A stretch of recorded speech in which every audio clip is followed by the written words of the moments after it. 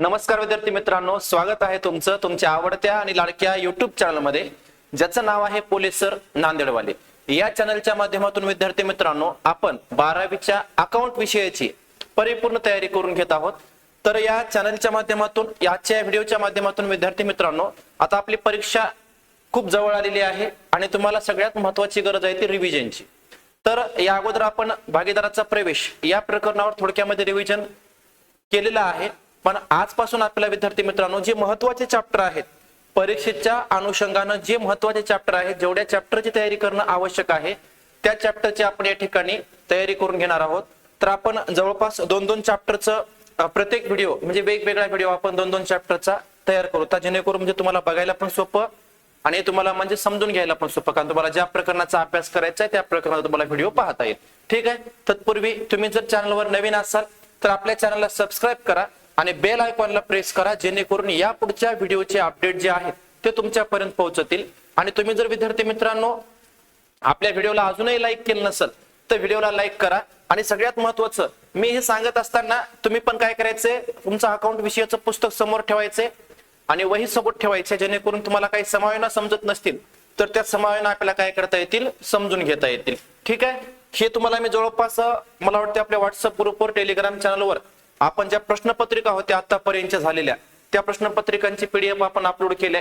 तुम्ही हे उदाहरण समजून घेऊन म्हणजे पुस्तकातल्या उदाहरणांचं आपल्याला रिव्हिजन घ्यायचंय.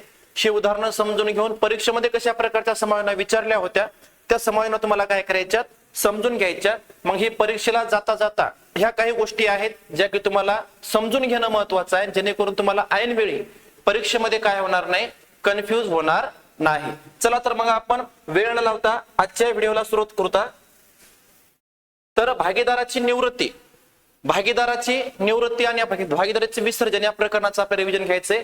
आता अगोदर आपल्याला भागीदाराची निवृत्ती या प्रकरणाचं रिव्हिजन घ्यायचंय.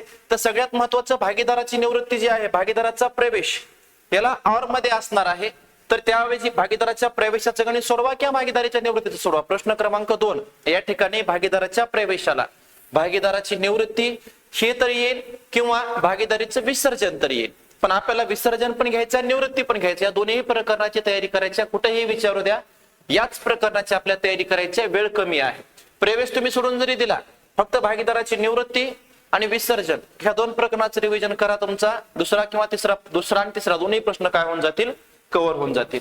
चला मग आपण वेळ न लावता भागीदारीचं विसर्जन जे आहे, भागीदाराची निवृत्ती जी आहे, निवृत्ती या प्रकरणाची जी उदाहरणं आहेत ते उदाहरणं आपण या ठिकाणी समजून घेण्याचा प्रयत्न करू.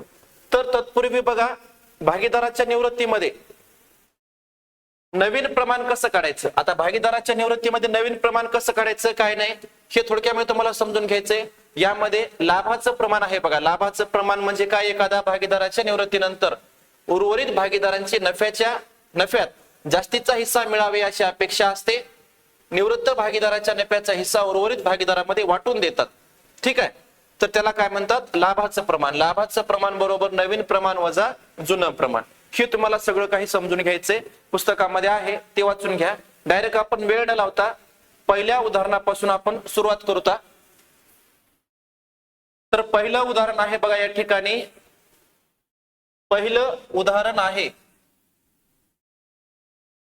राजा आणि राणी यांचं उदाहरण आहे. बघा, पहिलं उदाहरण कोणाचं आहे, राजा आणि राणी यांचं उदाहरण आहे. बघा, राजा, राणी आणि प्रधान हे काय आहेत, 5:3:2 या प्रमाणात नफा तोटा वाटून घेणारे भागीदार आहेत. बघा, 5:3:2 या प्रमाणामध्ये नफा तोटा वाटून घेणारे भागीदार आहेत.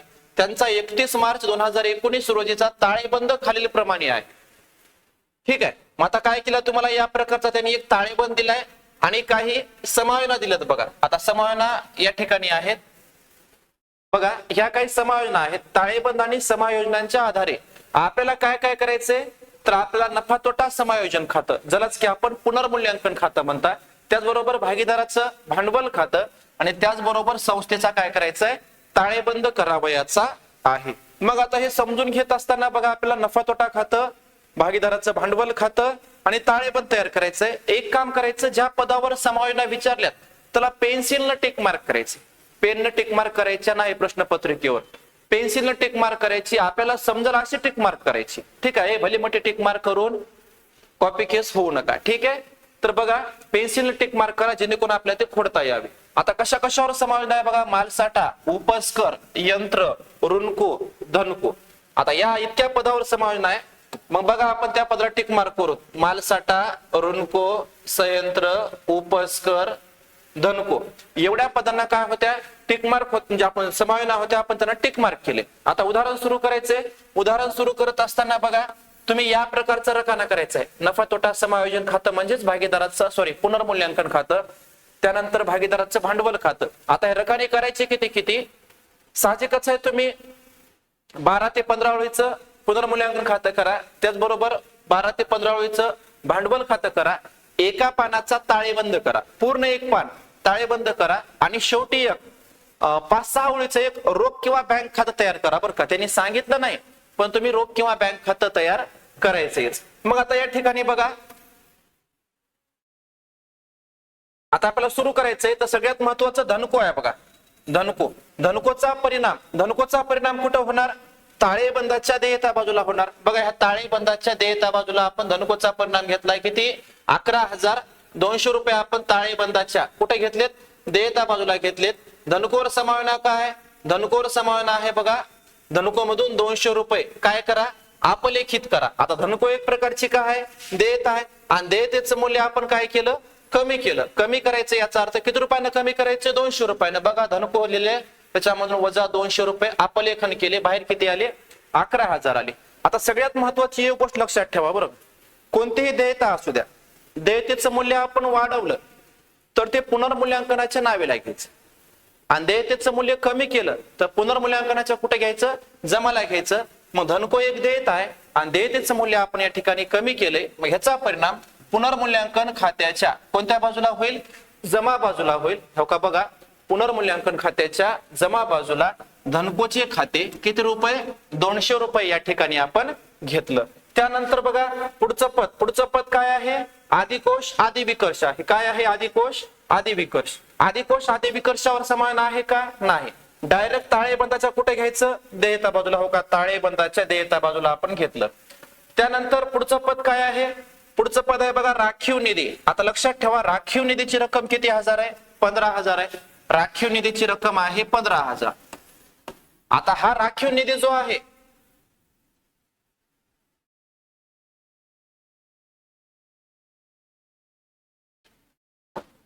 राखीव निधी जो आहे राखीव निधी 5/3/2 या प्रमाणात वाटप करायचा आहे. कसा वाटप करायचा 5/3/2 या प्रमाणामध्ये वाटप करायचं आहे.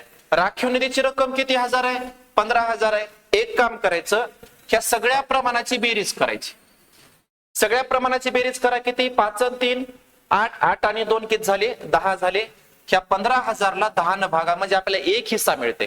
कसं बघा हे शून्य कटला किती मिळाले 1,500 मिळाले बरोबर आहे. मग 1,500 एक हिस्सा आहे. यापैकी राजाला किती हिस्से द्यायचे 5 हिस्से द्यायचे. मग 1,500 गुणिले 5 करा राजाचा हिस्सा मिळून जाईल.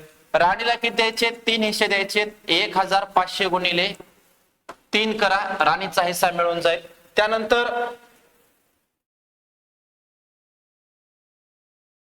त्यानंतर प्रधानला बघा प्रधानला किती हिस्से द्यायचे 2 हिस्से द्यायचे. 1,500 गुणिले 2 करा प्रधानचा हिस्सा मिळून जाईल. असा तिघांमध्ये राखीव निधी काय करायचा वाटप करायचा.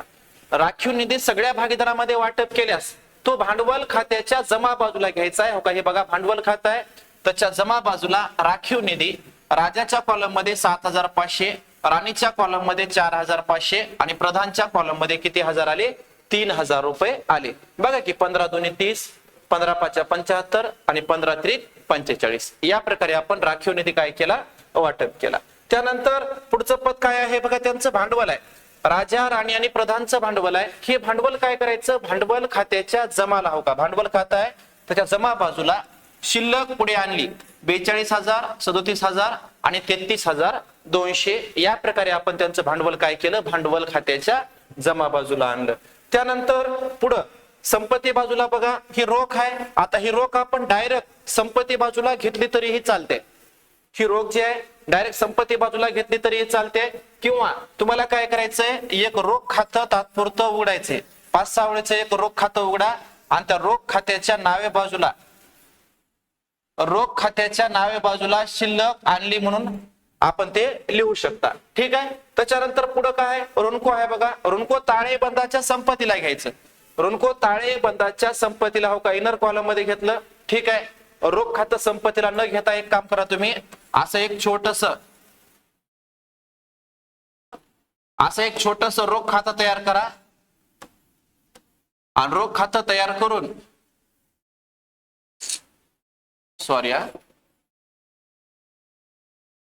एक रोख खातं तयार करा आणि रोख खातं तयार करून असं शिल्लक पुढे आणली 7,600 असं नावे बाजूला तुम्ही रोख खात्याच्या लिहू शकता. ती शिल्लक बरं का, जी की आपण बघा ही शिल्लक घेऊ शकता. नंतर बाकी ह्याच्यावरले जे समायोजनाचे परिणाम आहेत का नाही ते रोख खात्यावर करायचे. रोख खात्याचा हिशोब करायचा आणि जी शिल्लक येईल ती ताळेबंदाच्या कुठे घ्यायची, संपत्ती बाजूला घ्यायची. आता ऋणकोची रक्कम बघा. ऋणकोची रक्कम किती आहे, 18,000 आहे. ऋणकोर समायोजना काय विचारले, ऋणकोर समायोजना विचारल्या बघा. 5% बुडीत व संशयित कर्ज निधीची काय करा म्हण, तरतूद करा म्हण.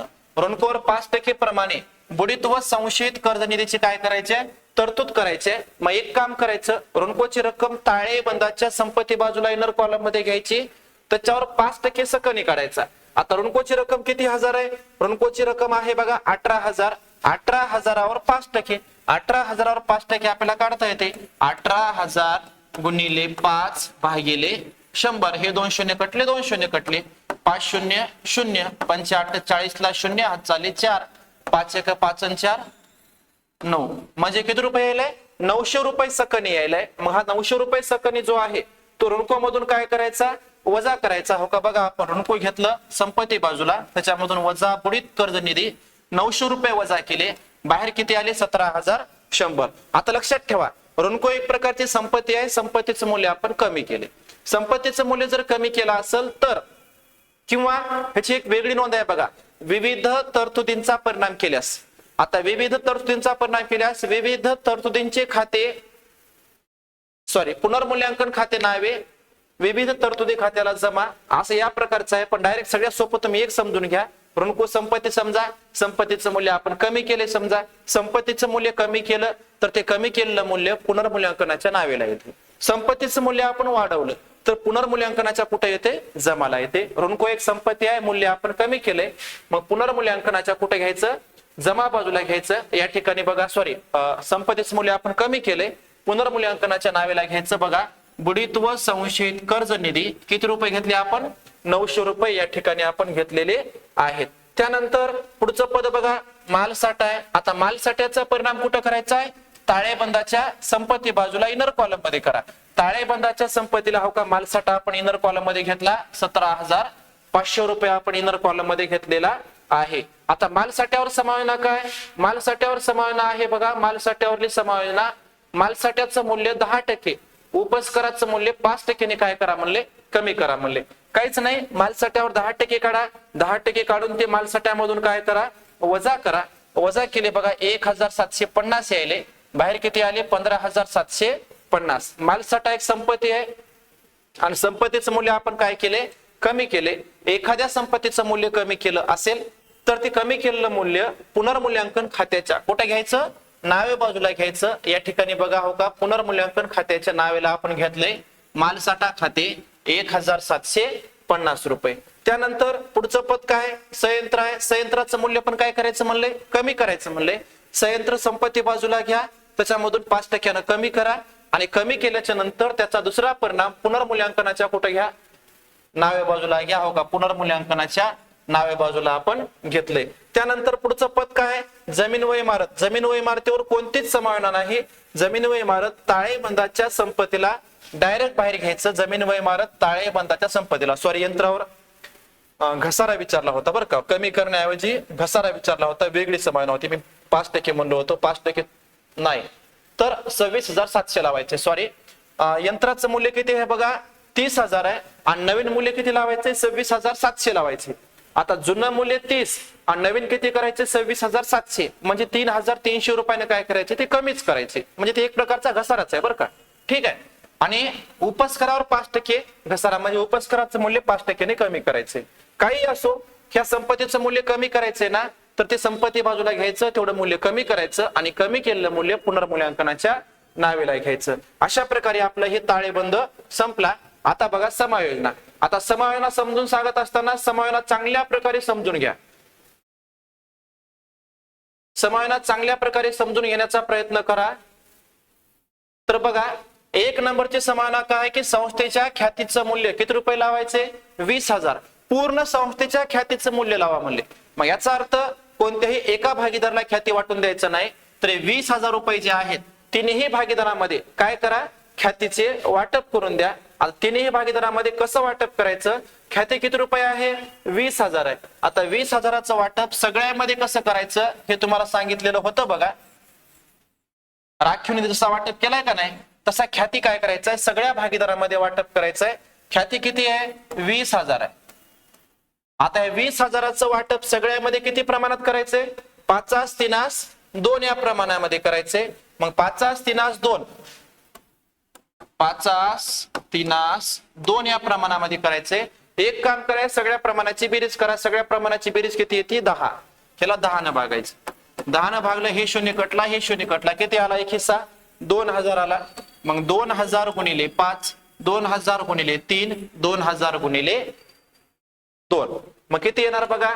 5 दोन्ही 10,000, 3 दोन्ही 6,000, 2 दोन्ही 4,000. म्हणजे असं एकाला 10,000, एकाला 6,000, एकाला 4,000 येणार. मग ही ख्याती काय करायचा? सगळ्या भागीदारामध्ये हो का जमा बाजूला असं लिहायचं. ख्याती खाते राजाला 10,000, राणीला 6,000, प्रधानला 4,000. असं आपण काय केलंय? ख्याती वाटप करून दिलाय. आता संस्थेच्या पुस्तकात ख्याती खातं उघडले. मग हे ख्याती दुसरा परिणाम ताळेबंदाच्या कुठं करायचंय? संपत्ती बाजूला करायचंय. हो का आपण ताळेबंद तयार केलाय. या ताळेबंदाच्या संपत्ती बाजूला बघा या ठिकाणी ख्याती घेतला 20,000. हा जर त्यांनी म्हणलं असतं ख्यातीचं अपलेखन करा तर आपण उर्वरित भागीदारामध्ये ख्यातीचं काय निवृत्त भागीदार सोडून इतर भागीदारामध्ये ख्याती काय केला असता? अपलेखित केला असता. आता त्यानंतर पुढचं पद बघा. पुढचं पद काय आहे? पुढची समायोजना 2 नंबरची समायोजना आपण सोडवली, 3 नंबर सोडवली, 4 नंबर सोडवली. आता 5 नंबरची समायोजना बघा. प्रधानला द्यावयाच्या राशीपैकी 5,000 रुपये कसे द्यायचे? रोख द्यायचे. आता प्रधान हा निवृत्त भागीदार आहे आणि निवृत्त भागीदाराला द्यावयाची रक्कम जर रोख स्वरूपात दिली असेल तर नोंद काय होणार? निवृत्त भागीदाराचे भांडवल खाते नावे म्हणजेच प्रधानचे भांडवल खाते नावे रोख किंवा बँक खात्याला जमा. प्रधानचे भांडवल खाते नावे केले म्हणजे प्रधानच्या भांडवल खात्याच्या कोणत्या बाजूला? नावे बाजूला. हो का बघा प्रधानच्या भांडवल खात्याच्या नावे बाजूला रोख खाते किती रुपये घेतले? 5,000 रुपये आपण घेतले. आणि दुसरा परिणाम आपण रोख खातं केलेला असते तर रोख खात्याच्या जमा बाजूला प्रधानचे भांडवल खाते 5,000 रुपये घ्यायचं. आणि उर्वरित रक्कम कुठं पाठवा म्हणले? उर्वरित रक्कम कुठं पाठवा म्हणले? त्याच्या कर्ज खात्याला पाठवा म्हणले. ठीक आहे, काही अडचण नाही, ती आपल्या समायोजना शेवटी सोडवायचे. आता एक काम करायचं, सगळे परिणाम झाल्यावर काय करायचे? भांडवल खातं पुनर्मूल्यांकन खातं बंद करायचे. नफा तोटा समायोजन खात्यालाच पुनर्मूल्यांकन खातं म्हणतात, कन्फ्युज होऊ नका. आता ह्याच्या कोणत्या बाबतची बेरीज जास्त आली? नावे बाबतची बेरीज जास्त आली. नावे बाबतची बेरीज आली 6,200 आणि जमाला एकच पद आहे ती फक्त 200 रुपये. दोन्ही मधला फरक काढला तर दोन्ही मधला फरक किती आलाय? 6,000 रुपये आलाय. हे 6,000 रुपये म्हणजे पुनर्मूल्यांकनावरला काय आहे? तोटा आहे. आता हा तोटा सगळ्या भागीदारामध्ये काय करायचा? वाटप करायचा. 6,000चं वाटप कसं करायचं माहित आहे? असे 6,000 घ्या, त्या 6,000ला कितीनं भागायचं? 10 न का भागायचं? कारण त्यांचं प्रमाण आहे ना 5/3/2. या सगळ्याची बेरीज 10 भागलं 0 मग 600 गुणिले 5, 600 गुणिले 3, 600 गुणिले 2 येते. ओके, मग हे तोटा आपण या प्रकारे इथं वाटप केला. वाटप केल्याच्या नंतर तोट्याचा परिणाम भांडवल खात्याच्या नावेला करा. आता भांडवल खात्याच्या नावेला आपण तोट्याचा परिणाम केला बघा. हो का नफा तोटा समायोजन खाते कंसात तोटा. राजाला 3,000, राणीला 1,800 आणि प्रधानला 1,200. अशा प्रकारे आपण तोटा वाटप केल्याच्या नंतर आता काय करायचं? जो भागीदार निवृत्त व्हायलाय त्याचा अगोदर हिशोब करा. निवृत्त कोण व्हायले? प्रधान व्हायलाय. मग प्रधानचा हिशोब करत असताना प्रधानच्या अगोदर जमाची बेरीज केली, किती यायली? 40,200 यायले. आणि नावेची बेरीज केली तर 5,000 आणि 1,200 म्हणजे 6,200 यायले. मग या 40,200 मधून 6,200 वजा करा, किती रुपये उरले? 34,000 रुपये उरले. ही प्रधानला द्यावयाची शिल्लक रक्कम आहे. ती त्याच्या कुठं पाठवायची? कर्ज खात्याला. निवृत्त भागीदाराच्या खात्यावर जे अशी शिल्लक येईल तर डायरेक्ट लिहायचं असं प्रधानचे कर्ज खाते 34,000. मग इकडली बेरीज किती येणार? 40,200. आता हे कर्ज खाते ताळेबंदाच्या कुठे घ्यायचं? देयता बाजूला घ्यायचं. आपण ताळेबंद केलेला आहे. ताळेबंदाच्या देयता बाजूला बघा, ताळेबंदाच्या देयताला हो का प्रधानचे कर्ज खाते 34,000 रुपये. हे एवढं झाल्याच्या नंतर आता काय करायचे?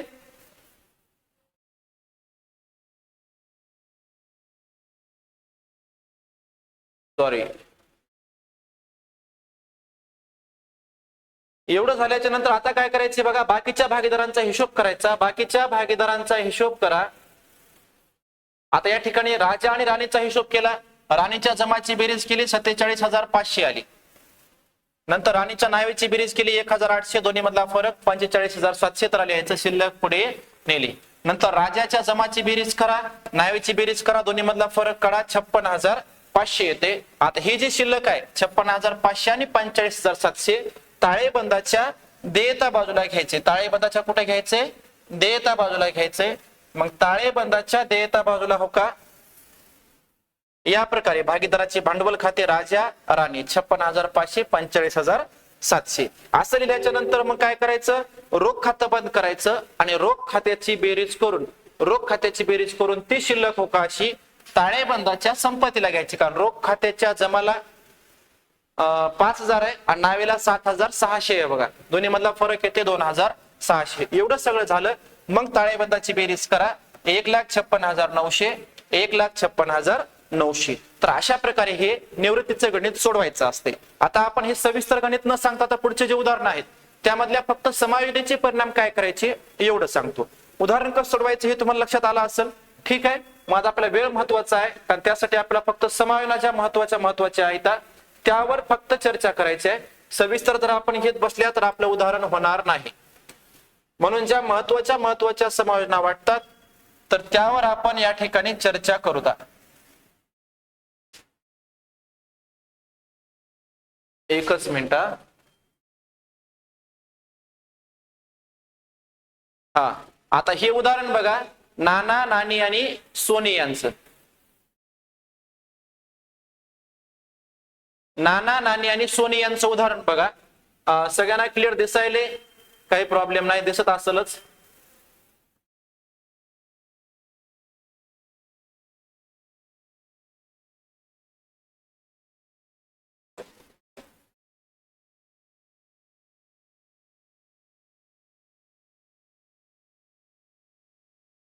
ओके.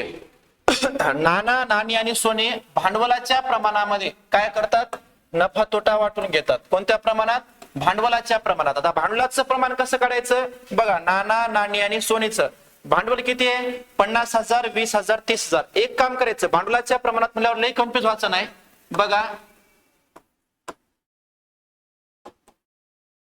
50,000 30,000 20,000 समजा त्यांचं भांडवल आहे.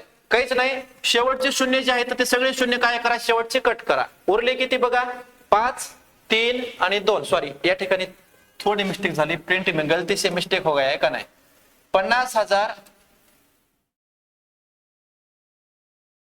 20,000 आणि 30,000 असं आहे. काहीच नाही, शेवटचे शून्य कट करा. उरलेलं प्रमाण म्हणजे किती बघा? इथं किती उरतात? 5 उरतात. इथं किती उरतात? 2. इथं किती उरतात? 3. म्हणजे त्यांचं प्रमाण काय आहे? 5 2 3 आहे. ओके. त्यानंतर आता डायरेक्ट उदाहरण बघा. ह्याच्यामध्ये आपल्याला काय करायचं सांगितलंय? नफा तोटा समायोजन खाते, भांडवल खाते आणि निवृत्तीनंतरचा ताळेबंद सांगितलंय. सोपं आहे. आता एक काम करा, आधी हे भांडवल जे आहे भांडवल खात्याच्या जमाला घ्या. त्यानंतर हे धनको आणि देयपत्र ताळेबंदाच्या देयताला घ्यायचं. ही यंत्रसामुग्री संपत्तीला, इमारत संपत्तीला, स्कंद संपत्तीला, ऋणको बघा. ऋणको ताळेबंदाच्या संपत्तीला घ्या. इनर कॉलम मध्ये 12,000. ऋणकोर समाना काय म्हणले? ऋणकोर 10% दराने संशयित कर्ज निधी करायचंय. ऋणकोची रक्कम किती हजार आहे? 12,000 आहे. 10% सकने किती येते? 1,200 येते. ऋणकोतून 12,000तून 1,200 वजा करा. बाहेर किती येतात बघा? 10 तून 2 गेले 8, 1 मधून 1 गेला 0. म्हणजे ऋणकोची रक्कम बाहेर किती आली? 10,800 आली. समजा नवीन ताळेबंदात संपत्ती बाजूला असं ऋणको घ्यायचं, सकने 1,200 वजा करायचा, बाहेर 10,800 येतात. मग या ठिकाणी एक काम करायचे, 1,200 वजा केले म्हणून डायरेक्ट 1,200चा परिणाम दुसरा करायचा नाही. तर या ठिकाणी काय करायचंय? ऋणकोचं मूल्य जुन्या ताळेबंदामध्ये बाहेर किती आलं 11,000, नवीन ताळेबंदामध्ये बाहेर किती आले 10,800. ह्या बाहेरच्या रकमांची तुलना करायची.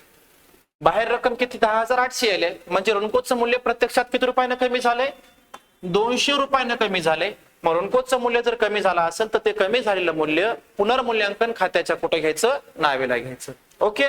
त्यानंतर रोख माहिती रोख खात्याच्या नावेला घ्या. आता समायोना बघा, स्कंदाचं पुस्तक मूल्याच्या किती टक्के ठेवायचे मूल्यांकन 92% ठेवायचे. आता स्कंद पुस्तक मूल्याच्या 92% ठेवायचे म्हणजे काय करायचे 8% वजा करायचे. काहीच नाही, स्कंद हो का किती आहे, स्कंदाची रक्कम आहे 12,000. 12,000वर सरळ सरळ 8% काढा आणि ते वजा करा. 12,000वर 8% म्हणजे किती 960 रुपये येते. 12,000वर 8%ने किती येते 960 रुपये. ते 960 रुपये वजा करा आणि पुनर्मूल्यांकन खात्याच्या नावेला घ्या. 92% मूल्यांकन ठेवायचे म्हणजे 92% संपत्तीमध्ये म्हणजे व्यवसायामध्ये ठेवायचे आणि बाकीचं वजा करून टाकायचे. 100%तून 92% काढले म्हणजे 8%, म्हणजे 8% कमी करायचे. जर त्यांनी म्हणलं असतं की 90% ठेवा तर आपण 10% काढून वजा केलं असतं. ओके. त्यानंतर पुढची समायोना बघा, 2 नंबर समायोना सांगितले. 3 नंबर, जमीन आणि इमारतीचं मूल्य 20% वाढवा. काहीच नाही, जमीन व इमारत संपत्तीला घ्या, त्याच्यावर 20% काढा, ते जमीन व इमारतीमध्ये अधिक करा. दुसरा परिणाम पुनर्मूल्यांकन खात्याच्या जमा बाजूला करा, कारण संपत्तीचं मूल्य आपण वाढवले. त्यानंतर बघा, संस्थेच्या ख्यातीचं मूल्य 12,000 निश्चित करावे. सोनीच्या हिश्श्याची ख्याती उरलेले व्यवसाय चालविणारे भागीदार त्यांच्या लाभाच्या प्रमाणामध्ये काय करतात समायोजित करतात. म्हणजे आता या उदाहरणामध्ये लाभाच्या प्रमाणात ते काय करतात ख्याती समायोजित करतात, पण सोनीचा हिस्सा काढायचा आहे. आता सोनीचा हिस्सा कसा काढायचा तर बघा, ख्याती किती रुपये आहे 12,000 आहे. ख्याती किती हजार आहे 12,000 आहे. त्यांचं प्रमाण काय होतं बघा 5/2/3. सोनीचा हिस्सा किती आहे 3/10. मग कसं करायचं बघा 12,000 गुणिले 3 भागिले 10. 10 कसे आले सगळ्यांच्या प्रमाणाची बेरीज, कारण का त्यांचं प्रमाण होतं ना 5/2/3. 5/2 7, 7/3 10. हे शून्य कटला, हे शून्य कटला. 12/0 12/0 12/3 36. म्हणजे सोनीच्या हिश्श्याचा ख्याती किती रुपये यायला 3,600 रुपये यायला. एक काम करायचं, आता हे सोनीचा हिस्साचा ख्याती जे 3,600 आहे तिच्या हिश्शानं ख्याती खातं उघडायचे आणि उरलेल्या भागीदारांनी काय ठरवलंय की लाभाच्या प्रमाणात ती ख्याती काय करतात वाटून घेतात. मग या ठिकाणी आपल्याला लाभाचं प्रमाण काढायचे. लाभाचं प्रमाण काढत असताना तुम्हाला सूत्र माहिती पाहिजे. लाभाचं प्रमाण बरोबर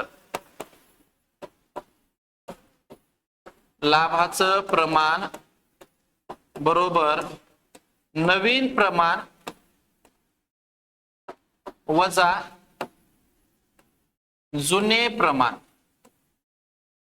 नवीन प्रमाण वजा जुने प्रमाण. आता पहिला भागीदार कोण आहे, पहिला भागीदार आहे बघा नाना. आता लाभाचं प्रमाण फक्त जे भागीदार व्यवसायात राहणार आहेत त्यांचंच करायचं बरं का, नवीन निवृत्त भागीदाराचं नाही. लक्षात ठेवा. नानाचा नवीन हिस्सा किती आहे 3/4 आहे, कारण त्यांचं 3/8 प्रमाण दिलं होतं ना नवीन. हो का, इथं बघा 3/8 नवीन प्रमाण दिले ना. मग नानाचा हिस्सा किती आहे 3/4 वजा जुनं प्रमाण काय नानाचं 5/10 आहे. जुनं प्रमाण किती आहे 5/10. आता छेद सारखे आहेत का नाही, वजा बाकी करायचे. मग तिरपा गुणाकार करा. 10×3 30 वजाला वजा 4×5 20 भागिले 4×10 40. 30 मधून 20 गेले किती उरले 10 उरले. 10/40 हे आला नानाचा हिस्सा. आता असंच कुणाचं काढायचं नानीचं काढायचंय. नानीचा हिस्सा काढत असताना बघा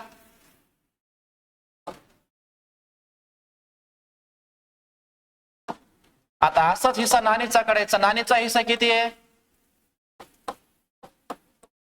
नानीचा हिस्सा बघा 2/, नवीन हिस्सा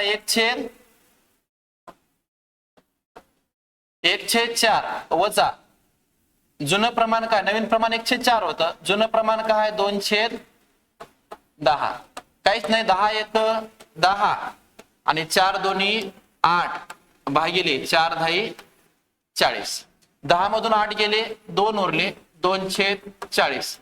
म्हणजे या ठिकाणी नाना आणि नानीचा हिस्सा बघा किती आला 10 2 आला, 10 2 आला म्हणजे सगळ्यात महत्वाचं आता काय करायचंय, या प्रमाणाचं संक्षिप्त रूप करायचं. संक्षिप्त रूप कसं, बे एक बे, बे पंचे 10 म्हणजे 50 हे त्यांचं काय आलं, लाभाचं प्रमाण आलं. या प्रमाणामध्ये तो ख्याती काय करायचंय, अपलेखित करायचंय. लाभाचं प्रमाण या प्रकारे काढायचंय. आता या प्रमाणामध्ये ख्यातीचं काय करायचंय, अपलेखन करायचंय. तर ख्यातीचं अपलेखन करत असताना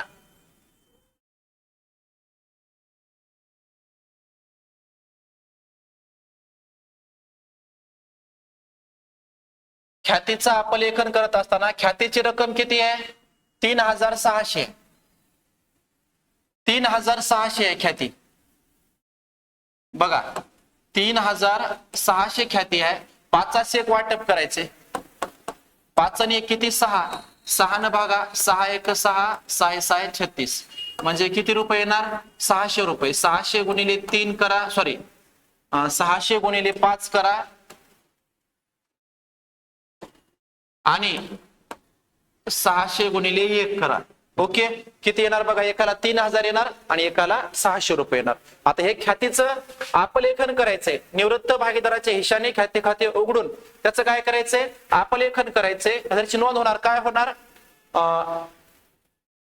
उर्वरित भागीदारांची भांडवल खाते नावे आणि निवृत्त भागीदाराच्या भांडवल खात्याला जमा. मग काय केले बघा, उर्वरित भागीदारांच्या भांडवल खात्याच्या, किंवा सगळ्यात सोपं याच्या 2 नोंदी केल्या तर चालतात. ख्याती खातं उघडून त्या अपलेखित करा म्हणले ना, समायोजित करा म्हणले, याचा अर्थ अपलेखित करा म्हणले. एक काम करायचं, ख्याती खाते नावे निवृत्त भागीदाराच्या भांडवल खात्याला जमा. तो काय करायचा, हो का, ख्याती अगोदर निवृत्त भागीदाराच्या भांडवल खात्याच्या जमाला घ्यायचा. आता जेवढा हिस्सा आहे तेवढा घ्यायचा आणि हे 3600 जे आहे उर्वरित भागीदारामध्ये म्हणजे नाना आणि नानीमध्ये अपलेखित करायचे. 5 आपण लाभाचं प्रमाण काढले, हो का, नानाला 3000 आला आणि नानीला किती आला, 600 रुपये आला. त्याच्यानंतर बघा नवीन संस्थेचं भांडवल 1,60,000 निश्चित करण्यात आलं. हे सोपं आहे बघा, डायरेक्ट त्यांची भांडवलाची शिल्लक दिली किती, 1,60,000. एक काम करायचं, ही जी भांडवलाची शिल्लक आहे, ही भांडवलाची शिल्लक काय करायची, आपल्याला वाटप करायची. भांडवलाची शिल्लक वाटप करत असताना भांडवलाची शिल्लक वाटप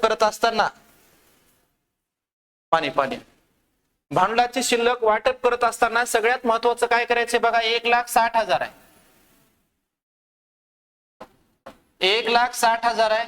1,60,000 जे आहे हे काय करायचं, 3/1 मध्ये वाटप करायचं. 3/1 म्हणजे 3 आणि 1 ची बेरीज करा, किती येणार, 4 येणार. त्याला 4 न भागा, 4 1 4, 4 1 16. किती उरले, काहीच उरले नाही. 4 0 लिहून टाका, 0 0 0 0. मग 40,000 गुणिले 3, 40,000 गुणिले 1, एकाला किती येणार, 1,20,000 आणि एकाला किती येणार, 40,000 येणार. अशा प्रकारे हे जे भांडवल आहे ते भांडवल त्यांच्या काय करायचं माहितीये का, भांडवल खात्याच्या नावेला डायरेक्ट होका असं लिहायचं.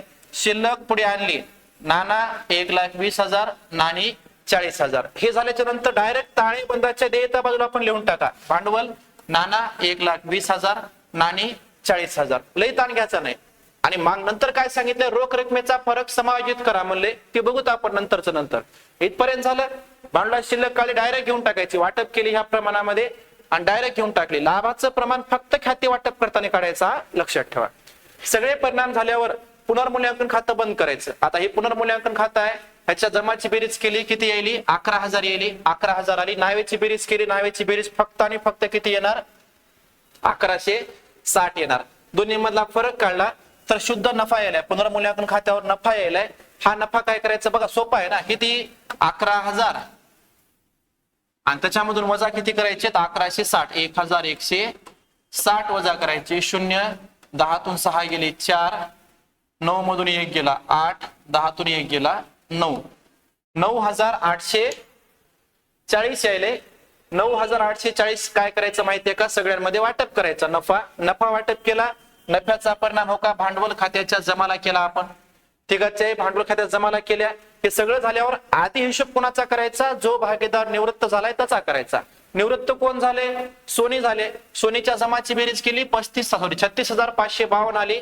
नावेला काहीच नाही. मग डायरेक्ट काय करायचं, रोख रकमेमधला फरक समायोजित करा म्हणले. निवृत्त भागीदाराला द्यावयाची रक्कम कर्ज खात्याला पाठवा, असं कुठं सांगितले का, असं कुठेही सांगितलेलं नाही. मग सगळ्यात महत्वाचं काय करायचंय, 36,552 जे आहे त्याला रोख खातं लिहा आणि रोख खात्याचा कुठे जाईल, जमाला जाईल. बाकीच्या भागीदारांचा हिशोब करा, नाणेचा हिशोब करा. नाणेच्या कोणाची बेरीज जास्त आहे, सॉरी या ठिकाणी नावेची बेरीज जास्त येईल. नावेची बेरीज किती, 40,600. जमाला फक्त किती पद आहेत, 2 पद आहेत, 20,000 आणि 21,968 येते. दोन्ही मधला फरक काढला 18,632. त्याला लिहायचं रोख खाते. कारण का एवढी रक्कम काय व्हायला माहितीये का, जास्त व्हायले. मग सगळ्यात महत्वाची ती रक्कम तिला द्यायची आपल्याला. त्यानंतर नानाचा हिशोब करा. नानाच्या नावेची बेरीज येईल 1,23,000. जमाची बेरीज येते 54,920. दोन्ही मधला फरक आला 68,080. आता हे रोख खात्याचा कुठे घ्यायचं माहितीये का, नावे बाजूला घ्यायचं आणि रोख खात्याचा हिशोब करून रोख खात्यावर शिल्लक काढा. ती शिल्लक संपत्ती बाजूला घ्या. हो का, असं 67,160 आणि डायरेक्ट मग ताळेबंदाची बेरीज करा. हे झालं उदाहरण. त्यानंतर पुढचं उदाहरण बघा, रंभा, मेनका आणि उर्वशी. यावर्षी विद्यार्थी मित्रांनो परीक्षेला हे उदाहरण थोडस महत्वाचं आहे. हे उदाहरण थोडक्यात तुम्हाला काय करायचंय, अभ्यास करून जायचंय. 1 मिनिट पाणी पितो.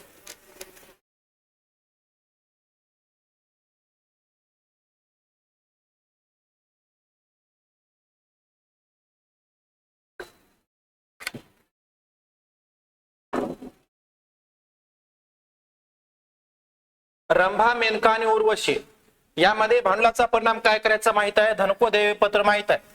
राखीव निधी सगळ्या भागीदारांमध्ये वाटप करा. किती आहे राखीव निधीचं वाटप, 5-2-3. कसं वाटप केल्याच्या अगोदरच्या गणितामध्ये तुम्हाला सांगितले. त्याच्यानंतर ऋणको बघा, ऋणकोची रक्कम किती आहे, 16,800 आहे. ऋणकोवर समाना काय म्हणले, ऋणकोवर 1,000 सकणीची तरतूद करा. एक काम करायचं, 16,800 जे आहे ताळेबंदाच्या संपत्ती बाजूला घ्यायचं.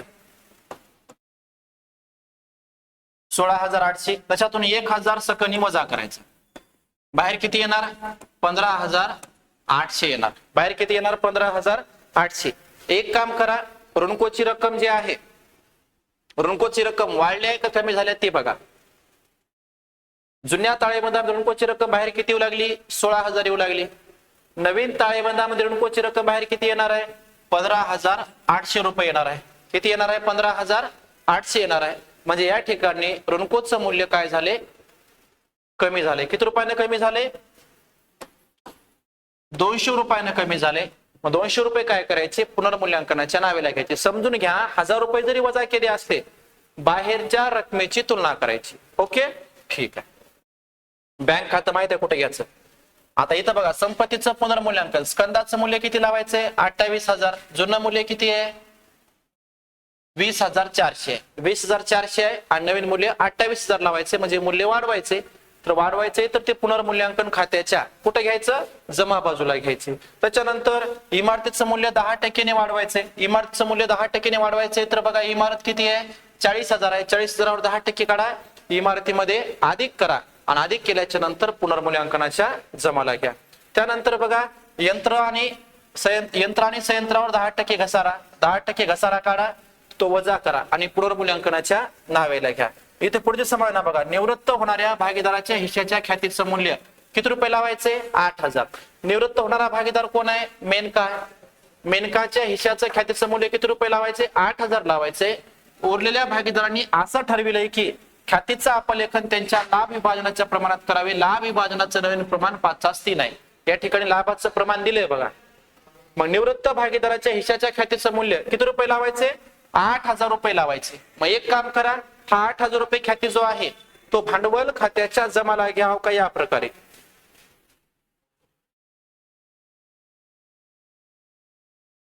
एकच मिनिट.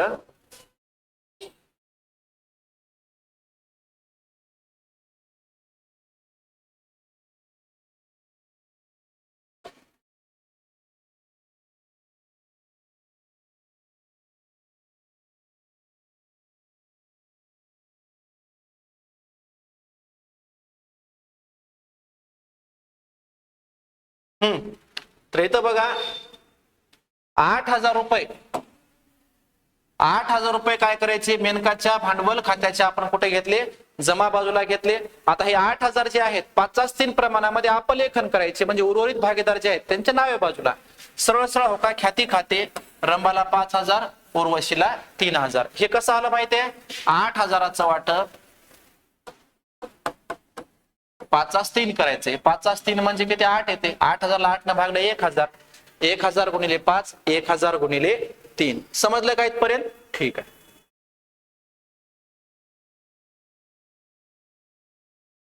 आता पुढं बघा, पुढं काय आहे? ही समाना झाली की मेनकास निवृत्तीच्या वेळी द्यावयाची रक्कम तिच्या कर्ज खात्याला पाठवा. सगळे परिणाम झाल्यावर हो का, इथं बघा सगळे परिणाम झाले. सगळे परिणाम झाले, नफा काढला, तोटा काढला, भांडवल खात्यावर घेतला आणि भांडवल खात्याचा हिशोब केल्यावर समजा मेनकाचा आपण हिशोब जर केला तर किती यायला? 44,440 यायलाय. नावेला काहीच नाही, दोन्ही मधला फरक काढला. 44,440 आला. ह्याला लिहायचं कर्ज खाते. हे कर्ज खाते ताळेबंदाच्या कुठे घ्या? देयता बाजूला हो का, असं मेनकाचे कर्ज खाते. आणि बाकीच्या भागीदाराची शिल्लक काढायची, ती शिल्लक देयता बाजूला घ्यायची. हे झालं. आता या उदाहरणामध्ये बघा, काळे गोरे आणि पांढरेच्या उदाहरणामध्ये राखीवमध्ये माहित झाले कसं वाटप करायचं काय नाही, आपण अगोदर सांगितलंय. फक्त समायना समजून घ्या. 1 नंबरची समायना बघा, स्कंद 6300, यंत्रसामुग्री 10,000, पशुधन 10,200. हे वाढवायचंय का कमी करायचे? तुलना करायची. आता स्कंद 6300 आहे, इथं किती म्हणले? 6600 म्हणले. जुनं मूल्य 6600 आहे, नवीन 6300 करायचे. तर काय करायचे? कमी करायचे. किती रुपयानं कमी करायचे? 300 रुपयानं कमी करायचे. तर 300 रुपये काय करायचं? पुनर्मूल्यांकन वजा करा, संपत्ती बाजूला वजा करा स्कंदातून, आणि 300 रुपये पुनर्मूल्यांकनाच्या नावेला घ्या. त्यानंतर बघा, यंत्र आहे, यंत्र 10,000 आहे. 10,000 म्हणजे मूल्य काय करायचे? इथं जुनं मूल्य किती आहे? 10,700 आहे. 10,700तून 700 वजा करायची. 700चा परिणाम पुनर्मूल्यांकनाच्या नावेला करायचा आहे. त्यानंतर पशुधन 10,200 आहे. जुनं मूल्य किती आहे? बघा, पशुधनाचं जुनं मूल्य आहे 10,000 आहे. 200 रुपयानं वाढवायचे. 200 रुपये पशुधनामध्ये अधिक करा आणि पुनर्मूल्यांकनाच्या कुठे घ्या? जमाला घ्या. आता पुढचा समायोजन बघा, पुढची महत्वाची समायोजन आहे. संस्थेच्या ख्यातीचं मूल्य 4,000 मानायचे. संस्थेच्या ख्यातीचं मूल्य 4,000 आहे बरं का, आणि त्यातील फक्त पांढरेच्या हिशाने संस्थेच्या पुस्तकात ख्याती खातं उघडायचंय. हे उदाहरण विद्यार्थी मित्रांनो महत्वाचं आहे बरं का थोडस. तरी समायोजन बघा, पांढरेच्या हिशाने म्हणले संस्थेचा ख्याती किती हजार आहे? 4,000 आहे. आता यातून पांढरेचा हिस्सा काढायचा. त्यांचा नफा तोटा वाटपाचं प्रमाण काय आहे बघा? 3/2 आहे, म्हणजे 2/8.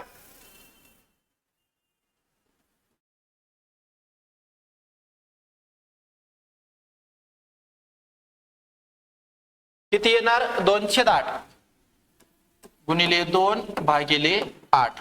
बे 1 बे, बे चौक 8, 4 1 4, 4 1 4.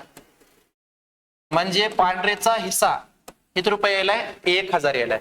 1,000ने ख्याती खातं उघडायचे. मग काय करायचं? हे ख्याती जे आहे उघडून ते ताबडतोब अपलेखित करायचं. म्हणजे 1,000ने ख्याती खातं उघडायचंय आणि उर्वरित भागीदारामध्ये वाटप करायचे नावे बाजूला. मग आधी काय करा? 4,000 नाही बरं का, ते 1,000 पांढरेच्या भांडवल खात्याच्या जमाला घ्या. हो का बघा, ख्याती खाते 1,000 रुपये घेतलं जमाला. 1,000 जमाला घेतल्याच्या नंतर ह्याचं अपलेखन करायचे उर्वरित भागीदारामध्ये. त्यांचं प्रमाण काय? 3/3 आहे. 3/3 म्हणजे समान आहे. समान वाटप करायचे. म्हणजे किती किती येणार? 500 येणार. बघा हो का, नावे बाजूला आपण अपलेखन केलं. ख्याती कायला 500, गोरेला 500. हे झाल्याच्या नंतर आता पुढचं उदाहरण बघा. पुढचं उदाहरण काय? ऋणकोवर 10% सकनी करायचे. 10% ऋणकोवर सकनी काढणं सोपं आहे. 10% काढा, ऋणकोतून वजा करा, पुनर्मूल्यांकनाच्या नावेला घ्या. हे सोपं आहे. त्यानंतर धनकोतून 100 अपलेखित करा. धनको देयताला घ्या, 100 वजा करा, आणि धनको एक प्रकारची देयता आहे. देयतेचं मूल्य आपण कमी केले तर पुनर्मूल्यांकनाच्या कुठे घ्या? जमा बाजूला घ्या. त्यानंतर निवृत्तीनंतर पांढरीला द्यावयाची रक्कम त्याच्या कर्ज खात्याला पाठवा.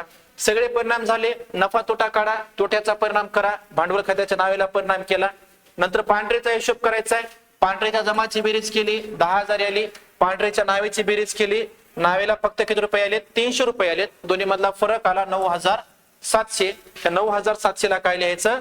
कर्ज खाते लिहायचं 9,700. आणि हे कर्ज खाते देयता बाजूला घ्या. नंतर बाकीच्या भागीदाराचा हिशोब करा. काळेचा आणि गोरेचा हिशोब केला. गोरेचा हिशोब यायला बघा 16,500, ह्याचा 12,500. दोन्ही मधून हे नावेचे 950 वजा केले. गोरेचे आले 15,550, काळेचे आले 11,550. हे दोन्हीही भांडवलाची शिल्लक म्हणून देयता बाजूला घ्या. रोख खातं बंद करून बाकीचा परिणाम करा. त्यानंतर या उदाहरणामध्ये समायोजन बघा.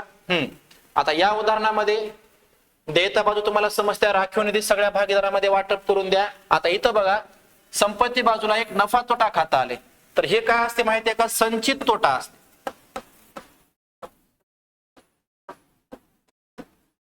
काय असते, संचित तोटा.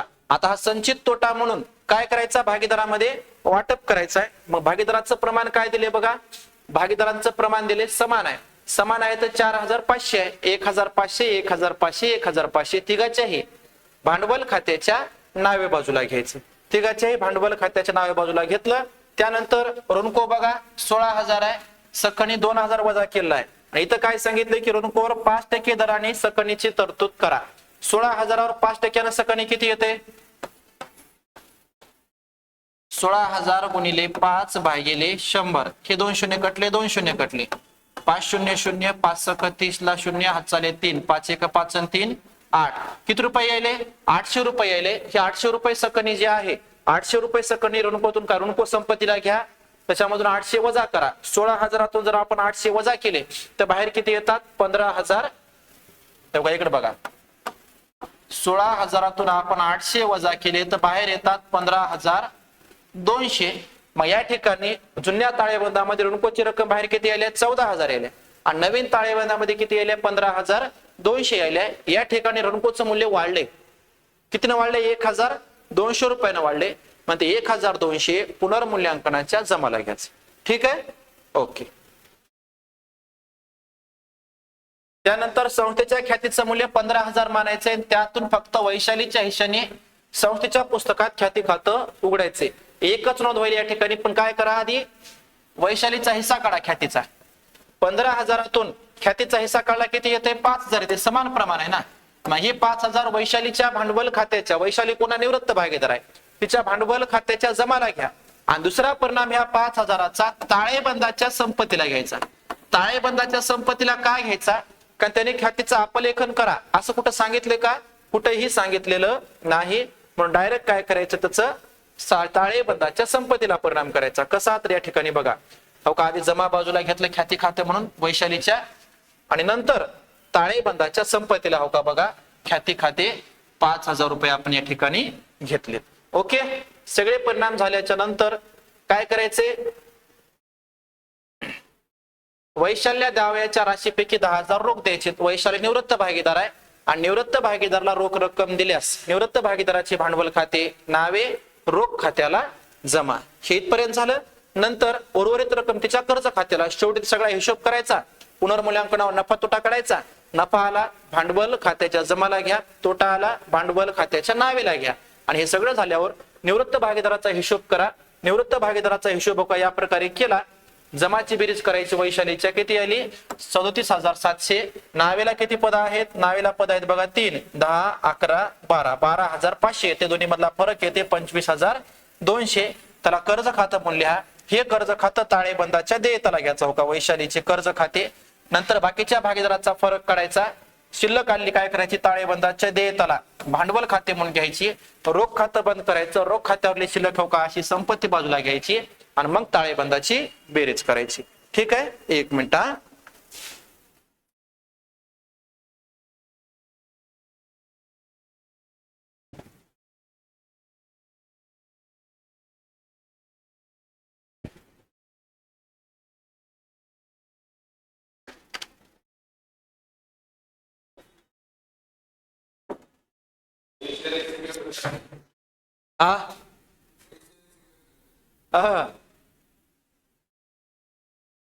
चला आता हे पुढचं उदाहरण बघा.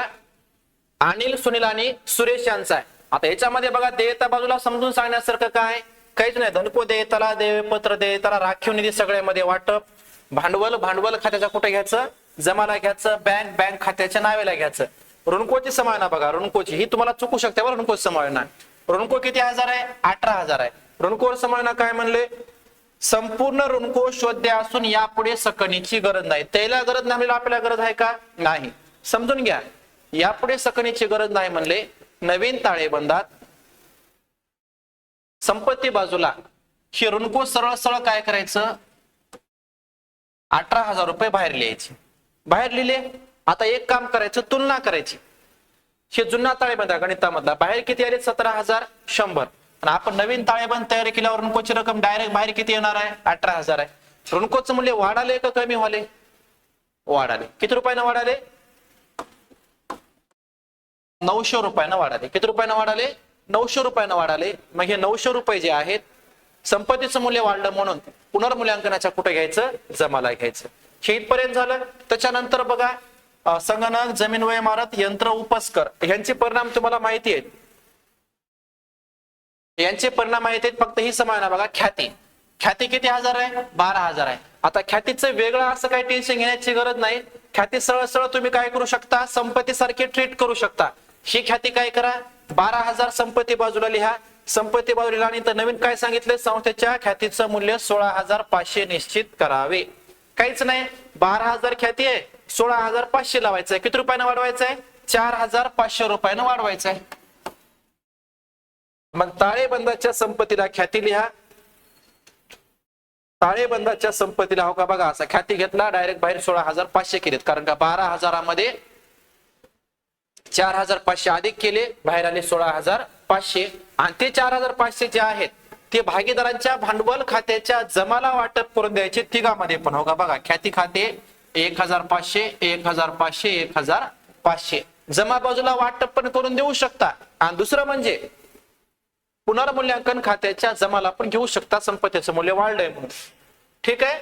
हा, पण तुम्ही सरळ सरळ जमा बाजूला वाटप करून दिलेलं चांगलं भागीदारांमध्ये, म्हणजे भांडण व्हायला उद्या कशाला हो. हा, त्याच्यानंतर बघा पुढची समाना काय? संयंत्राचं पुनर्मूल्यांकन 9,400 करायचे. सॉरी, ख्याती सांगितलं होतं. हे 1 नंबरची बघा.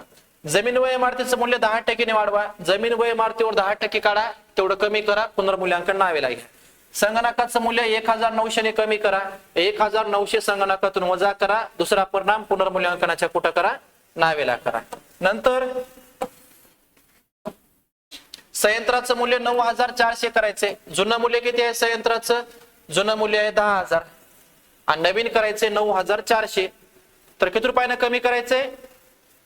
600 रुपयानं कमी करायचे. 600 रुपये कमी करा, पुनर्मूल्यांकनाच्या नावेला घ्या. संस्थेच्या ख्यातीचं आपण सांगितले.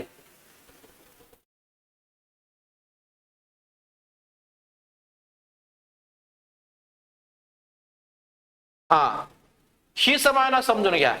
उपस्कर 21,800 ला विकले. उपस्कर कितीला विकले? 21,800 ला विकले. उपस्कर आता या ठिकाणी संपत्ती बाजूला घ्यायचं नाही बरं का बाळांनो.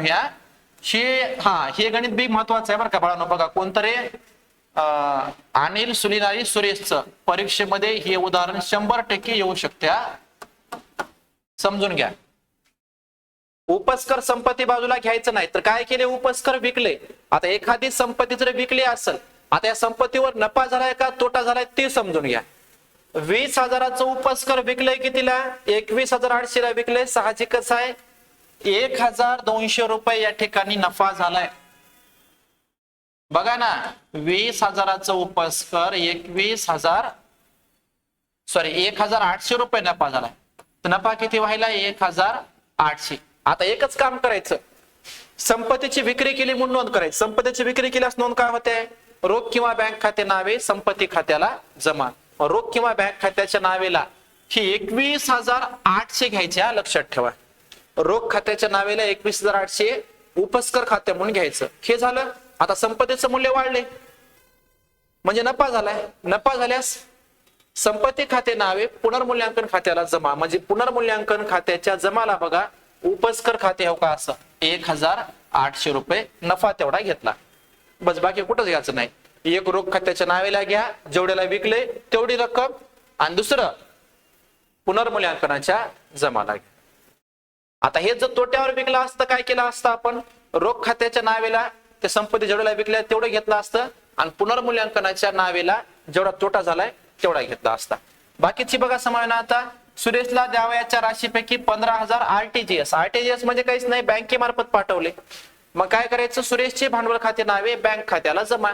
भांडवल खात्याच्या नावेला बँक खाते घ्या, बँक खात्याच्या जमाला भांडवल खाते घ्या, फिनिश. आणि बाकीची रक्कम त्याच्या कर्ज खात्याला पाठवा. हे तुम्हाला माहिती आहे, कर्ज खात्याला पाठवायचं. जे काही फरक येईल तर सरळ सरळ हो का असं कर्ज खातं म्हणून लिहायचं. त्याच्यानंतर पुढचं काय? जया, माया आणि ममता. जया, माया आणि ममताचं उदाहरण बघा. मला वाटतं गेल्या वर्षी परीक्षेमध्ये आलं होतं बघा, 310, 310, 210. तर यापैकी तुम्हाला काय विचारल्यात? नोंदी विचारल्यात. आता नोंदी विचारल्यात तर सगळ्यात महत्वाचं हे सामान्य राखीव निधी वाटप करायचं माहिती आहे. राखीव निधी खाते नावे सर्व भागीदाराच्या भांडवल खात्याला जमा, हे 3-2 मध्ये वाटून द्यायचं, याची नोंद करायची माहित आहे. आता नोंदी बघा, डायरेक्ट मी समायोजन समजून सांगतो. 1 नंबरचं उदाहरण बघा. 1 नंबरचं उदाहरण काय?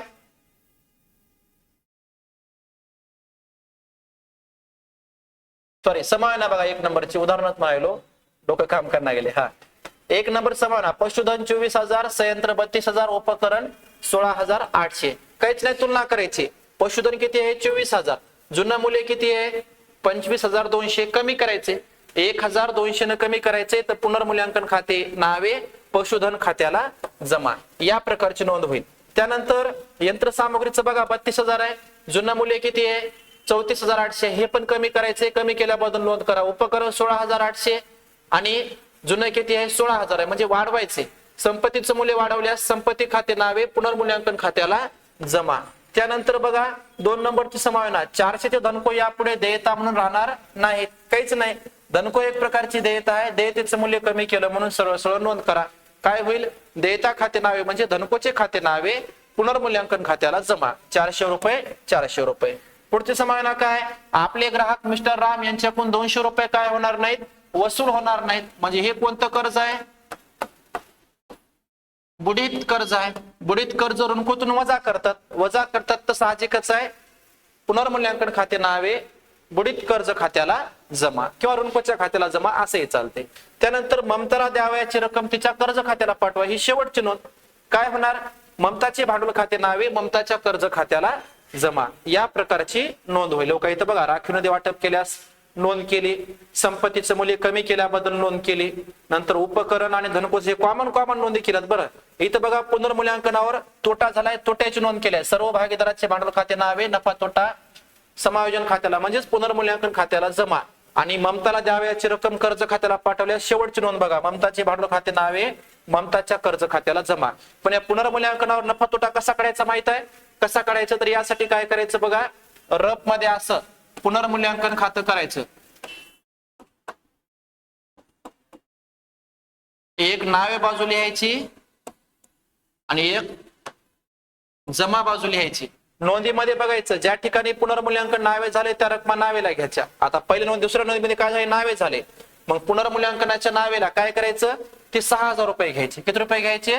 6,000 घ्यायचे. नंतरच्या नोंदीमध्ये बघा, नंतरच्या नोंदीमध्ये पुनर्मूल्यांकन काय केले? जमा केले. मग हे 1,200 काय करायचे? जमाला घ्यायचे. म्हणजे असं नोंदीवरून ज्या ठिकाणी पुनर्मूल्यांकन नावे झाले त्या रक्कमा नावेला घ्या, ज्या ठिकाणी पुनर्मूल्यांकन खातं जमा झाले त्या रक्कमा जमाला घ्यायचा, दोन्ही मधला फरक काढायचा. फिनिश. त्याच्यानंतर बघा, आता स्वाध्यायामधली उदाहरण आहेत. मामा काका आणि बाबा. मामा काका आणि बाबा यांचं उदाहरण आहे. मामा काका बाबानं कुणाला पाठवले बघा? ठिकाणी मिळून काकाला पाठवले आहे का नाही? का त्याला काका सपादला नाही, मग काकाची काय केली? या ठिकाणी व्यवसायातून निवृत्ती केली. आता या उदाहरणामध्ये समजून सांगण्यासारखं काय आहे बघा, हे राखीव निधी. राखीव निधी तुम्हाला माहिती आहे वाटप करायचं आहे, 6,250 आहे आणि त्यांचं नफा तोटा वाटपाचं प्रमाण किती आहे? 4:3 आहे. कसं वाटून द्यायचं तुम्हाला मी ह्या अगोदरच्या उदाहरणामध्ये सांगितले. आता फक्त एकच समजून घ्यायचं, हे ऋणकोचं. ऋणको किती हजार आहे? 5,000 आहे. सकनी किती दाखवलाय? 500 दाखवलाय. समायोजन काय म्हणले की यापुढे कर्ज निधीची काय नाही, गरज नाही म्हणले. मग काय करा, ऋणकोतून हे वजा न करता हे 5,000 सरळ सरळ संपत्ती बाजूला बाहेर लिहून टाका. 5,000 संपत्ती बाजूला बाहेर लिहिले. आता तुलना करायची. जुन्या ताळेबंदामध्ये ऋणकोची रक्कम बाहेर किती आली? 4,500. नवीन आपण जे ताळेबंद करायला त्याच्यामध्ये बाहेर रक्कम किती येणार आहे? 500. म्हणजे ऋणकोचं मूल्य 500 रुपयानं काय होणार आहे? वाढणार आहे. 500 रुपयानं वाढणार आहे, तर सरळ सरळ ते 500 रुपये काय करायचे? पुनर्मूल्यांकन खात्याच्या जमा बाजूला घ्यायचे. त्याच्यानंतर काकाच्या हिश्श्याच्या ख्यातीचं मूल्य किती रुपये लावायचे? 2,700 लावायचे. आता डायरेक्ट समायोजन बघा, बाकीचे तुम्हाला हे चलत चलत सांगतो मी. काकाच्या हिश्श्याच्या ख्यातीचं मूल्य 2,700 लावायचे. काहीच नाही, ही ख्याती जी आहे त्या काकाच्या भांडवल खात्याच्या जमाला घ्यायचं. ख्याती खाते म्हणून 2,700 घ्यायचं. आणि 2,700चा दुसरा परिणाम ताळेबंदाच्या संपत्तीला करायचा. कारण अपलेखन करा म्हणले का? नाही. अपलेखन करा जर म्हणलं असतं तर आपण वाटप केलं असतं, पण त्यांनी अपलेखन न करता डायरेक्ट कुठे घ्यायचा, ताळेबंदाच्या संपत्तीला घ्यायचा. उपस करावर 10% घसारा काढा, वजा करा, पुनर्मूल्यांकन नावेला घ्या. मोटार गाडीवर 12.5% घसारा काढायचा. आता 12.5% घसारा कसा काढायचा बघा, 4000 आहे. बऱ्याच विद्यार्थ्यांना हे जमत नाही, खूप सोपं आहे बघा. हे 4000 आहे गुणिले 12.5 भागिले 100. हे दशांश कट करा, छेदामध्ये शून्य वाढवा. ओके, हे 3 शून्य कटले, हे 3 शून्य कटले. डायरेक्ट मग आता 125 गुणिले 4 किती येणार, 4 पंचे 20, हात चाले 2, 4 दोन्ही 8 आणि 2 10 शिला 0, हात चाले 1, 4 1 4 आणि 1 5. किती यायले बघा, 500 रुपये यायले. 500 रुपये घसारा वजा करा, पुनर्मूल्यांकनाच्या नावेला घ्या. नंतर पशुधनाचं मूल्य 10% व यंत्राचं मूल्य 20% वाढवायचे.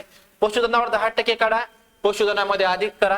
यंत्रावर 20% काढा, यंत्रामध्ये अधिक करा. आणि हे दोन्हीही पुनर्मूल्यांकनाच्या कुठे घ्या, जमाला घ्या. नुकसान भरपाईच्या दाव्यासाठी 2000ची तरतूद करा, हे समजून घ्या. आता ही आकस्मिक देयता आहे. कोणती देयता, आकस्मिक देयता. पण न नोंदवली देयता किंवा आकस्मिक देयतेचे शोधन केल्यास काय होणार, पुनर्मूल्यांकन खाते नावे देयता खात्याला जमा. पुनर्मूल्यांकनाच्या नावेला हे नुकसान भरपाई म्हणून 2000 रुपये देयताला घ्यायचे, पुनर्मूल्यांकनाच्या नावेला घ्यायचे. आणि देयता वाढली म्हणून ताळेबंदाच्या देयताला पण घ्यायची. ही नुकसान भरपाई 2000 रुपये. संशयित कर्जनिधी सांगितलं, काकरा निवृत्तीच्या वेळी द्यावयाची रक्कम कर्ज खात्याला पाठवा म्हणून सांगितलं. ठीक आहे, जमलं तर आपण हे चॅप्टर वाईज व्हिडिओ करूया बरं का. हे फक्त निवृत्ती थोडा व्हिडिओ घेऊया आपण. बाकीचं भागीदाराचं विसर्जन आहे, मृत्यू जे आहे ते पुढच्या व्हिडिओमध्ये घेऊया आपण, वेगळा व्हिडिओ बनवून त्याचा, म्हणजे जेणेकरून तुम्हाला समजेल. कारण एकाच व्हिडिओमध्ये पॉसिबल वाटणार गेले. आता पुढे बघा, घनश्यामचं गणित आहे. या उदाहरणामध्ये तुम्हाला समजून काय सांगायचंय, देयताला काहीच नाही, संपत्तीला काहीच नाही, बाकी तुम्हाला कुठे येते ती माहिती आहे. फक्त समावेना बघा. इमारत आणि गुंतवणुकीचं मूल्य 5 व 10% वाढवायचे. इमारत आणि गुंतवणुकीवर 5% व 10% काढा, अधिक करा आणि पुनर्मूल्यांकनाच्या कुठे घ्या, जमाला घ्या. ऋणकोवर 5% काढा, वजा करा, पुनर्मूल्यांकनाच्या कुठे घ्या, नावेला घ्या. आदत्त वेतनाकरता 3000ची तरतूद करा. लक्षात ठेवा, आकस्मिक देयता किंवा न नोंदवली देयता यांची तरतूद करायची असेल तर नोंद काय आहे, पुनर्मूल्यांकन खात्याच्या नावेला घ्यायचं आणि देयता खात्याला घ्यायचं, ताळेबंद देयताला घ्यायचं. म्हणजे पुनर्मूल्यांकन खाते नावे देयता खात्याला जमा. पुनर्मूल्यांकनाच्या नावेला आदत्त वेतन घ्यायचं, ताळेबंदाच्या देयताला पण आदत्त वेतन घ्यायचं. नंतर संस्थेच्या ख्यातीचं मूल्य 90,000 मानायचे आणि घनशांच्या हिशाने संस्थेच्या पुस्तकात ख्याती खातं उघडायचे आणि ताबडतोब ते अपलेखित करायचे. मग 90,000तून घनश्यामचा हिस्सा काढा.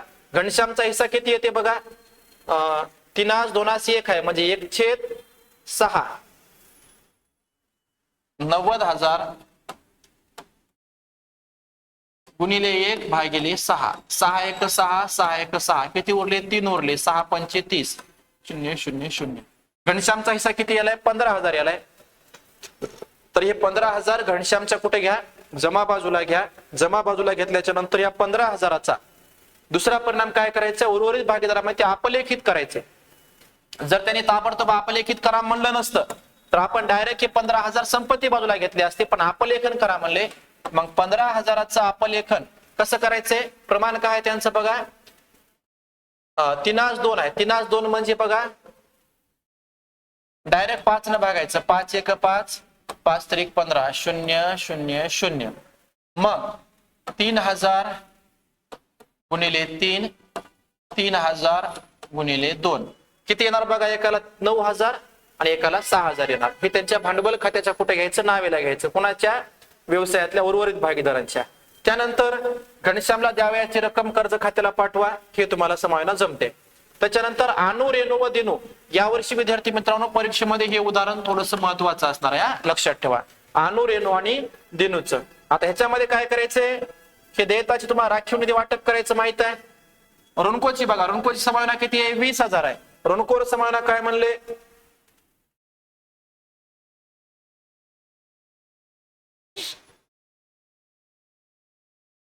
ऋणकोर समावेना काहीच म्हणलं नाही वाटलं, हे का आहे ना. सर्व ऋणको काय, शोध्य आहे बघा. शोध्य आहे म्हणजे ऋणकोची रक्कम सरळ सरळ ही 20,000 आहे का नाही, संपत्ती बाजूला डायरेक्ट बाहेर घेऊन टाका. ऋणकोची रक्कम सरळ सरळ काय करा, बाहेर घेऊन टाका. बाहेर घेऊन टाकल्याच्या नंतर आता एक काम करायचंय, ऋणको जे आहे संपत्तीला बाहेर घेतल्यावर ऋणकोची तुलना करायची. जुन्या ताळेबंदामध्ये बाहेर किती येऊ लागले? 19,000. नवीन ताळेबंदामध्ये बाहेर किती येणार आहेत? 20,000. कारण हे सकणी वजा करायचाच नाही, सकणीची यापुढे गरज नाही, आपली सर्व शोध्य आहे म्हणजे. ऋणको संपत्तीला बाहेर घेतले 20,000 आलं, जुन्या ताळेबंदामध्ये 19, नवीन ताळेबंदामध्ये 20 आले, 1,000 वाढले. संपत्तीचं मूल्य वाढलं म्हणून पुनर्मूल्यांकनाच्या जमाला घ्यायचं. त्याच्यानंतर आत्मद्रुत संपत्ती बघा, आत्मद्रुत संपत्तीवर काय समजणं आहे? आत्मद्रुत संपत्तीचं म्हणलंय 30,000 आहे. जुनं मूल्य किती आहे? 27, नवीन 30, वाढवायचे 3,000. की 27,000 संपत्तीला इनर कॉलम मध्ये घ्या, 3,000 अधिक करा, 3,000चा परिणाम पुनर्मूल्यांकनाच्या जमाला करा. नंतर ख्याती आहे, ख्याती किती आहे? 30,000 आहे. आता इथं काय करायचंय? ख्याती काढायचंय बघा. ख्यातीचं मूल्य संस्थेच्या मागील 5 वर्षाच्या सरासरी नफ्याच्या तिप्पट लावायचे. आता सरासरी नफ्याच्या तिप्पट लावायचे तर साहजिकच आहे, आपल्याला काय करावं लागेल? ख्याती काढावं लागेल. आता ख्याती काढण्यासाठी आपल्याला थोडं बेजार व्हावं लागलं आहे का नाही? या ठिकाणी बघा, मला वाटते असं की प्रिंट मिस्टेक आहे बरं का या उदाहरणामध्ये. इथं मला वाटते 1000 ऐवजी 10,000 काहीतरी आहे. किती आहे? 10,000. आता हा ख्याती कसा काढायचा? 2 पायऱ्या आहेत, सोप्या आहेत. एक सरासरी नफा पद्धत, सरासरी नफा पद्धतीने काढायचा आहे. सरासरी नफा म्हणजे सगळ्याची बेरीज करा. किती येते बघा? 10. एकदा बेरीजच करूत ना आपण.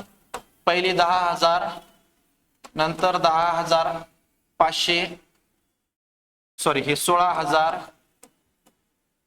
नंतर 10,000, हे 10,500 घेतले, 14,500.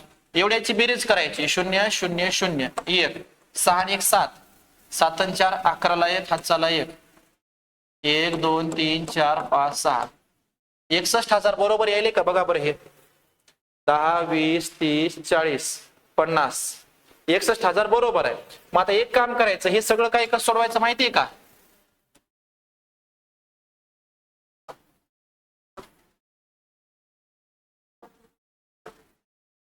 काय करा? पहिली पद्धत आहे सरासरी नफा.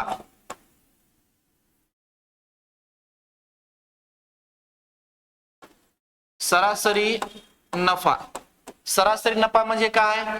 एकूण नफा वजा तोटा भागिले एकूण वर्ष. एक काम करत ना, सगळ्यात सोपं आपण इथं समजून सांगूत ना.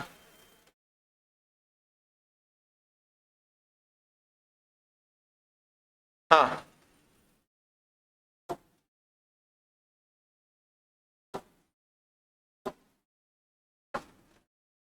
तर बघा, पहिली पायरी आहे सरासरी नफा. सॉरी,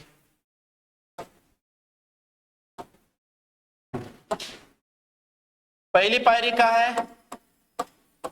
सरासरी नफा बरोबर नफा वजा तोटा भागिले एकूण वर्ष. का ते सरासरी नफ्याच्या किती पट लावा म्हणले?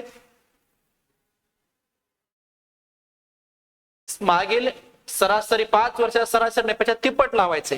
तर सोपं आहे बघा. या ठिकाणी काय करायचं? सरासरी नफा आपण काढायचा आहे. सरासरी नफा काढत असताना आपण सगळ्या नफ्याची बेरीज केली, किती येऊ लागली? 61,000 येऊ लागली. तोटा गणितामध्ये नव्हता, मग भागिले 5 केलं. भागिले 5 काय? सगळ्या वर्षाची म्हणजे एकूण संख्या आहे. ओके, 5 1 5, 5 1 5, 1 उरला, 5 2 10, 1 उरला, 5 2 10, 0 0. किती? 12,200 आले का बघा.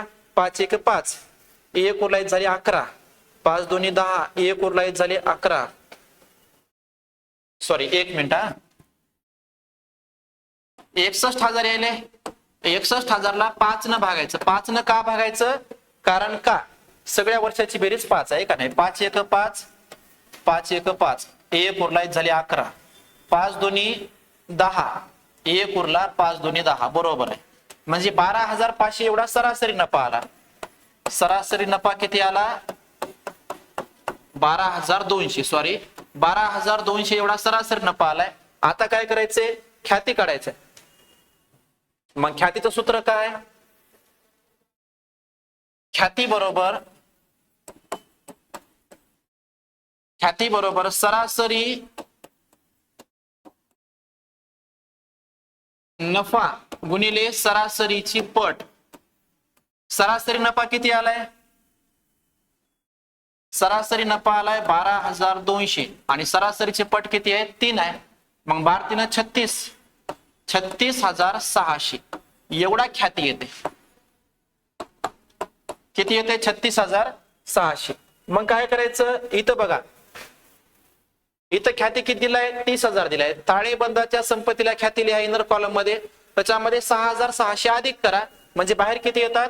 36,600 येतात. किती रुपयानं वाढाले? 6,600 रुपयानं वाढाले. हे 6,600 पुनर्मूल्यांकनाच्या जमाला घेतले तरी चालतात किंवा भागीदाराच्या भांडवलच्या जमाला वाटप केले तरीही चालतात. त्यानंतर निवृत्तीच्या वेळी बघा, दिनूला द्यावयाची रक्कम 3,000चा काय द्यावा? धनादेशाद्वारे द्यावा म्हणले. दिनूला निवृत्तीच्या वेळी रक्कम कशी द्यायची आहे? धनादेशाद्वारे द्यायची आहे. काहीच नाही, दिनूचे भांडवल खाते नावे बँक खात्याला जमा असा परिणाम करा. आणि दिनूची रक्कम बाकीची जी आहे त्याच्या कुठं पाठवायची? कर्ज खात्याला पाठवायची. त्यानंतर रोहन, रोहित आणि सचिन यावर्षी विद्यार्थी मित्रांनो परीक्षेमध्ये हे उदाहरण थोडस IMP असणार आहे. त्यामुळे चांगल्या प्रकारे ह्या समायोजना बघून जा बरं का. आता समायोजना बघा, देयता बाजूला राखीव निधी सगळ्या भागीदारांमध्ये वाटप करा. वाटप करायचं प्रमाण काय आहे त्यांचं? 3:1 आहे. ओके, ते कसं वाटप करायचं तुम्हाला माहिती आहे. पॉइंट मध्ये आलं तर 1 रुपया एखाद्याला कमी किंवा जास्त देऊन टाकायला टेन्शन घ्यायचं नाही. संपत्ती बाजूला बघा, ख्यात दिलाय किती आहे? 57,500 आहे. आणि नवीन ख्याती किती करायचं आहे? 50 करायचं. आता या ठिकाणी ख्याती कमी करायचंय बघा, लक्षात ठेवा. ख्याती काय करायचंय? कमी करायचंय. याच्या अगोदरच्या उदाहरणामध्ये आपण ख्याती वाढवला होता. मग काय करा, हा ख्याती 57,500 संपत्ती बाजूला लिहा. त्याच्यामधून 7,500 तर 50 करायचं नवीन मूल्य. मग 57,500 मधून ते 50,000 म्हणजे आपल्याला कमी करायचे म्हणजे काय करा? 7,500 वजा करा. बाहेर किती येतात? 50,000 येतात. हे झाला ख्याती. आता हे 50,000 बाहेर आल्याच्या नंतर म्हणजे काय करायचं? नवीन ताळेबंदात संपत्ती बाजूला इनर कॉलम मध्ये 57,500 घ्या. ही समानाले महत्वाची बरं का बाळांनो, लक्षात ठेवा. या वर्षी परीक्षेला गणित येऊ शकते. हे 57,500 इनर कॉलम मध्ये घेतलं. नवीन मूल्य 50,000 करा म्हणले. 7,500 वजा करायचे. 7,500 वजा केले, बाहेर किती आले? 50,000. ख्याती संपत्ती आहे, संपत्तीचं मूल्य आपण कमी केले. हे 7,500 पुनर्मूल्यांकनाच्या नावेला घेतले तरी चालतात किंवा हेच 7,500 जे आहेत तिन्ही भागीदारांमध्ये नावे बाजूला वाटप करून दिले तरी चालतात. सगळ्यात सोपं हे नावे बाजूला घेऊन टाका पुनर्मूल्यांकन खात्याच्या. त्याच्यानंतर या समायोजना तुम्हाला माहिती आहे, संपत्ती व देयतांचं पुनर्मूल्यांकन. ऋणकोचं मूल्य किती आहे? 50,000 आहे. जुनं किती आहे? 60,000. 10,000 न कमी करायचे, कमी करून पुनर्मूल्यांकनाच्या नावेला घ्यायचं. पशुधन 45,000 आहे. इथं किती सांगितलंय? 50,000 आहे. 5,000 न कमी करायचे, कमी करून पुनर्मूल्यांकन नावेला घ्या.